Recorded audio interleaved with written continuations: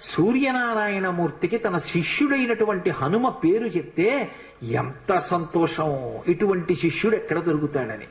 శిష్యుడి పేరు చెప్తే గురువు పులకించిపోవాలి. దేని చేత అంటే శిష్యుడి యొక్క నడవడి చేత. శిష్యుడి నడవడి చూసి గురువు ఛీ అనే రోజు తెచ్చుకోకూడదు. అంతకన్నా అసహ్యకరమైన విషయం లోకంలో ఎక్కడుంటుంది. కాబట్టి ఆ హనుమ యొక్క వినయం, ఆ హనుమ యొక్క నడవడి చూసి గురువు అయినటువంటి సూర్యనారాయణమూర్తి పరవశించిపోయేవాడు. విచిత్రం ఏమిటంటే హనుమకి గురువు సూర్యనారాయణమూర్తి, ఆ సూర్య వంశంలో ప్రభవించినటువంటి వాడు రామచంద్రమూర్తి. రామచంద్రమూర్తికి గురువు వశిష్ఠుడు. రామచంద్రమూర్తికి గురువు వశిష్ఠుడైతే రామచంద్రమూర్తి స్వామి హనుమకి సమస్తం.